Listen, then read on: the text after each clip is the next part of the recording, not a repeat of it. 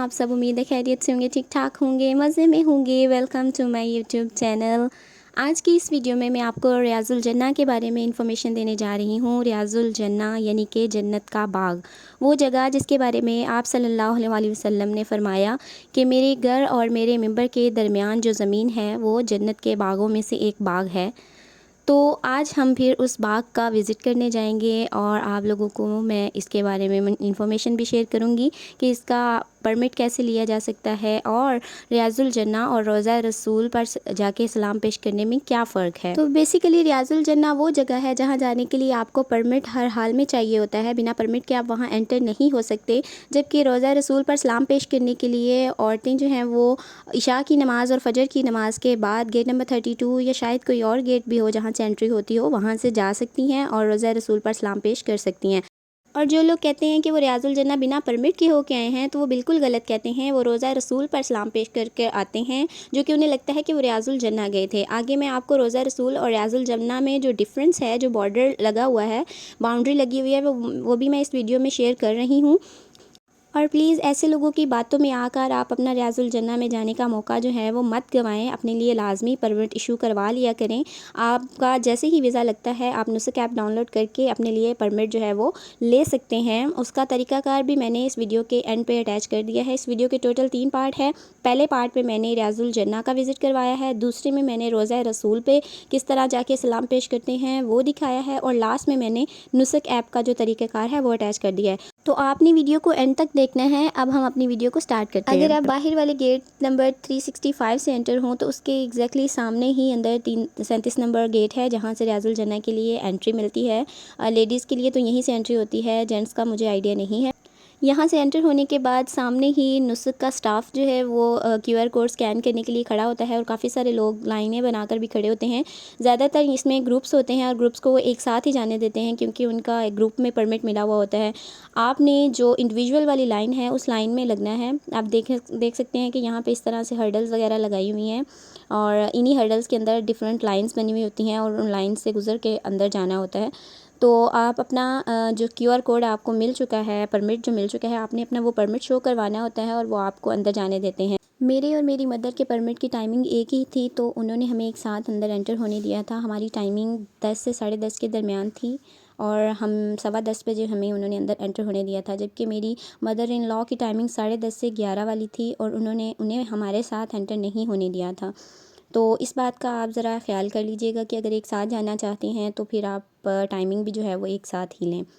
तो यहाँ अंदर एंटर होने के बाद व्हीलचेयर वालों के लिए एक अलग से लाइन होती है और बाकी सब लोग जो हैं वो डिफरेंट लाइनों से अंदर की तरफ मूव करते हैं और फिर अंदर जाके जो गेट नंबर 37 आता है, यहाँ पे आप लोग देख सकते हैं गेट नंबर 37 से बिल्कुल मस्जिद के अंदर दाखिल हो जाते हैं। यहाँ पर इस तरह लाइंस में कुछ देर के लिए खड़े होना पड़ता है। तो अगर आपको खड़े होने में प्रॉब्लम है या आपके साथ आपकी मदर है तो आप अपने साथ पोर्टेबल चेयर लाजमी रख लें, वो फिर उस पर बैठ कर इंतज़ार कर सकती हैं। और यहाँ इसके अंदर रश था और जैसे ही अंदर का रास्ता खुला तो सब लोग इस तरह से भागे थे कि वीडियो बनाने का मौका नहीं मिला। और बस उस वक्त सबको यही होता है कि वो पहली सफ़ में पहुँच जाए किसी न किसी तरह और पहली सफ़ में जो है वो नवाफिल अदा कर सके।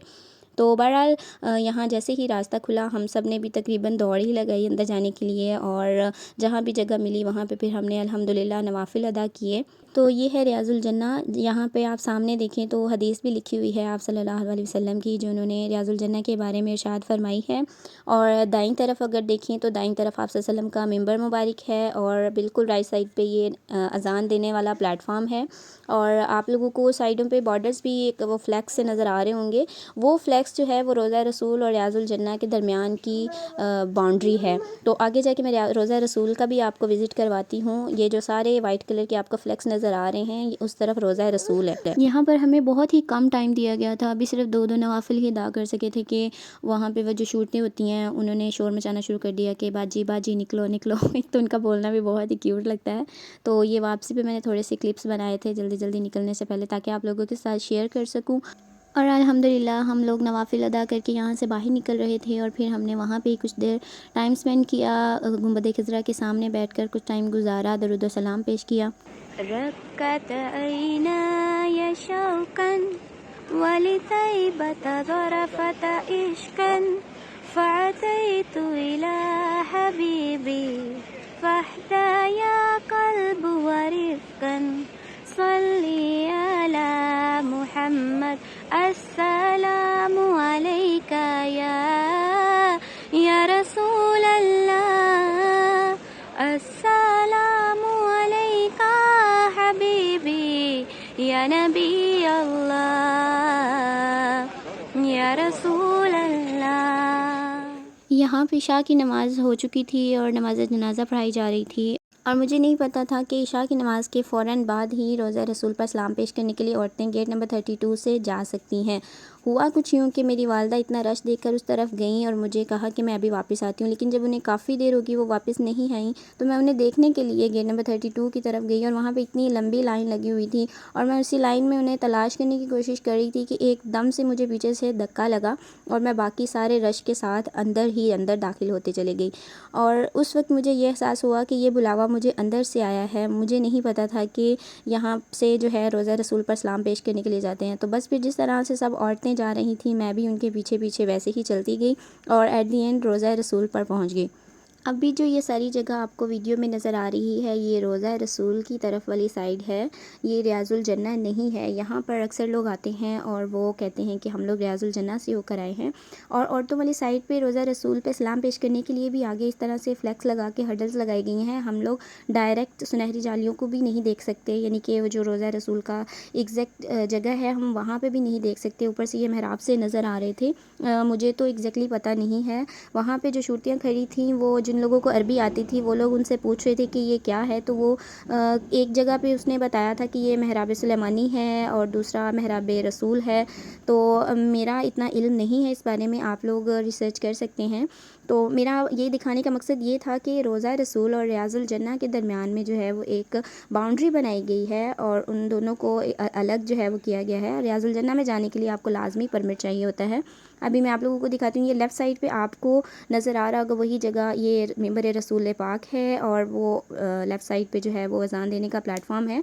तो ये जब हम रियाजुल जन्ना गए थे तो ये वहाँ पे राइट साइड पे पड़ता था, जबकि यहाँ पे रोज़ा रसूल पे ये लेफ़्ट साइड पे आप लोगों को नज़र आ रहा होगा। यहाँ पे एक स्टूल पड़ा था, मैं उसके ऊपर खड़े होकर रियाजुल जन्ना की तरफ से मैंने रिकॉर्ड करने की कोशिश की थी। ये देखिए मेरे बिल्कुल राइट साइड पे अज़ान का प्लेटफॉर्म है और उसके नीचे जो है वो उधर वाली साइड पे लेडीज़ आपको नज़र आ रही होंगी, वो रियाजुल जन्ना वाली साइड है। वहाँ पे नवाफिल अदा करने के लिए औरतें आई हुई थी। और ये फ्लैक्स आपको नज़र आ रहा होगा, ये फ्लैक्स जो है ये लगाया गया है दोनों जगहों को बीच में पार्टीशन करके, या दोनों जगहों के बीच में बाउंड्री बनाई गई है। अभी मैं आपको दिखाती हूँ ये फ्लैक्स किस तरह से, ये देखें ये दोनों जगहों के बीच में आपको इस तरह से जगह नज़र आ रही होगी। ये इस बाउंड्री के उस साइड वाली जो जगह है वो रियाजुल जन्ना है और इस साइड वाली जगह जो है वो रोज़ा रसूल है। तो काइंडली आप जब भी जाएं अपना रियाजुल जन्ना का परमिट लाजमी लें और परमिट के साथ रियाजुल जन्ना में नवाफिल अदा करके आएँ। और यहीं पे मुझे पता चला कि हर रात इशा की नमाज़ के बाद और फजर के बाद औरतें रोज़ा रसूल पर सलाम पेश करने आ सकती हैं। जिस वक्त मैं अंदर आई थी उस वक्त बहुत ज़्यादा रश था और मैं उसी रश में ही धकेलती हुई अंदर आई थी, लेकिन ये आधी रात तक जो है वो औरतें आ सकती हैं। जब सब लोग बाहर निकल रहे तो अभी भी कुछ औरतें अंदर आ रही थी और बहुत ही कम रश हो गया था, यानी कि बाद में आप ईज़िली नवाफिल अदा कर सकती हैं, रोज़ा रसूल के सामने भी सलाम पेश कर सकती हैं, जबकि मुझे बहुत मुश्किल हुई थी क्योंकि रश बहुत ही ज़्यादा था। चलिए जी, अब मैं प्रोसीजर शेयर करती हूँ कि नुस्क ऐप से किस तरह से आपने परमिट लेना है। सबसे पहले आपने अपने प्ले स्टोर से नुस्क ऐप जो है वो डाउनलोड कर लेनी है। पहले ये एतमरना के नाम से होती थी, अब नुस्क एतमरना आपको मिल जाएगी। ये पहले नंबर पर आपको नज़र आ रही होगी। आपने इसको डाउनलोड कर लेना है और इंस्टॉल कर लेना है अपने मोबाइल में। ओके जी, एप्लीकेशन डाउनलोड करने के बाद आपने उसे ओपन करना है। यहाँ पर लॉगिन और न्यू यूज़र आ रहा होगा, आपने न्यू यूज़र पर क्लिक करना है और उसके बाद आपने जाना है विजिटर में। विजिटर में आप वीज़ा नंबर से भी अकाउंट बना सकते हैं और बॉर्डर नंबर से भी बना सकते हैं। आपको जो वीज़ा मिला है उसके ऊपर दोनों चीज़ें लिखी होती हैं। आपने वीज़ा नंबर एंटर करना है, मैं यहाँ पे फ़र्ज़ी वीज़ा नंबर डाल रही हूँ। अपना पासपोर्ट नंबर डालना है और अपनी डेट ऑफ बर्थ डालनी है। डेट ऑफ बर्थ डालने के बाद आपने अपनी नेशनलिटी लिखनी है। आप PA पाकिस्तान लिखेंगे तो नीचे देखेंगे आप 3rd नंबर पर पाकिस्तान आ रहा है, आपने उसको सिलेक्ट कर लेना है। उसके बाद आपने अपना कोई भी आप मोबाइल नंबर लिख सकते हैं, पाकिस्तान का मोबाइल नंबर भी लिख सकते हैं। अगर आप अभी सऊदीया नहीं आए और सिम नहीं बाय की तो आप पाकिस्तानी नंबर भी लिख सकते हैं। उसके बाद आपने अपनी वो वाली ईमेल देनी हैं जो कि वर्किंग में हो, जो कि काम करती हो, और बाद में वो आपके अकाउंट से लिंक्ड रहेगी। आप इंशाल्लाह बार बार जाएंगे तो बार बार आपको यही ईमेल अकाउंट जो है वो अटैच करना होगा और इसी से आपको लॉगिन करना होगा। यानी कि इसको आपको इस पर कोड आता है, आपने उस कोड को एंटर करना होता है तो आपका अकाउंट जो है वो लॉगिन होता है। तो ईमेल आपने बिल्कुल सही देनी है जो कि वर्किंग में हो। उसके बाद कोई भी आप पासवर्ड सेट कर लें और नीचे जो भी आप लोगों को क्लिक करने के लिए बोला गया है उसको क्लिक करके आप रजिस्टर कर लें। ओके जी, आपने अपना अकाउंट रजिस्टर कर लिया। अब आप लॉगिन करेंगे, अपनी नेशनलिटी सेलेक्ट करेंगे पाकिस्तान और अपना पासवर्ड नंबर लिखेंगे। उसके बाद जो भी आपने पासवर्ड सेट किया था आप वो पासवर्ड लिखेंगे और लॉगिन पे जब आप प्रेस करेंगे तो फिर आपको आपके जो ईमेल एड्रेस आपने एंटर किया था उस ईमेल पे आपको एक पिन कोड आएगा। आपने वो पिन कोड जो है वो एंटर करना है और उस पिन कोड को एंटर करने के बाद जो है ना वो आपका अकाउंट लॉगिन हो जाएगा। ओके जी, लॉगिन होने के बाद यहाँ पे आप देख रहे होंगे प्रेइंग इन द नोबल रोज़ा वुमेन और मैन। अगर आप मैन है तो मैन से सिलेक्ट करें, वुमेन है तो वुमेन सेलेक्ट करके आगे आपका नाम आएगा, आपने नाम को सिलेक्ट करना है। यहाँ पे भी आप देख रहे होंगे कि आपको कोई भी स्लॉट नज़र नहीं आ रही है। आप किसी भी डेट पर क्लिक करें सब ग्रे हैं, कोई भी स्लॉट नज़र नहीं आ रही। तो इसका भी तरीक़ाकार है जो कि मैं आपको समझाती हूँ। अभी आप ऊपर देखिए तो टाइम हो रहा है 5:15।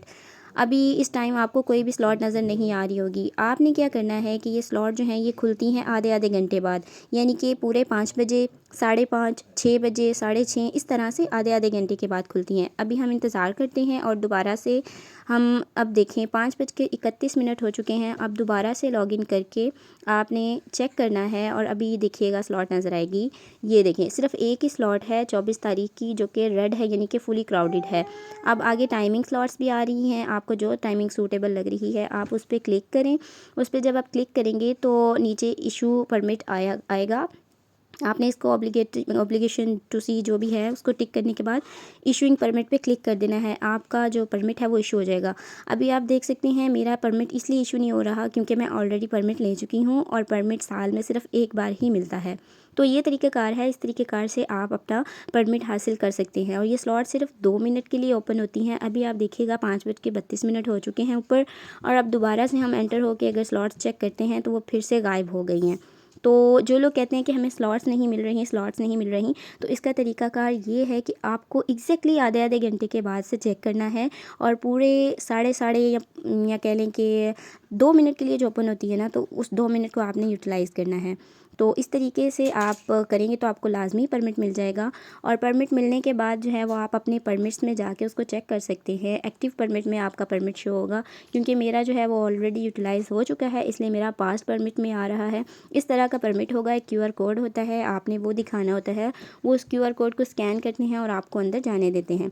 बिना इस परमिट के वो आपको अंदर रियाजुल जन्ना में बिल्कुल भी नहीं जाने देते। और जो लोग कहते हैं कि हम किसी का भी स्क्रीनशॉट यूज़ करके चले जाएंगे तो वो बिल्कुल गलत है, क्योंकि एक बार जब QR कोड यूज़ हो जाता है तो वो डीएक्टिव हो जाता है, दोबारा से वो स्कैन नहीं हो सकता। उम्मीद है आज की वीडियो आपको इन्फॉर्मेटिव लगी होगी। अगर अच्छी लगी हो तो दूसरों के साथ भी शेयर करें ताकि दूसरों को भी इसका फ़ायदा हो। मुझे और मेरी फैमिली को अपनी दुआ में याद रखिएगा। मिलते हैं नेक्स्ट वीडियो में। अल्लाह हाफिज़। मेरी उल्फत मदीने से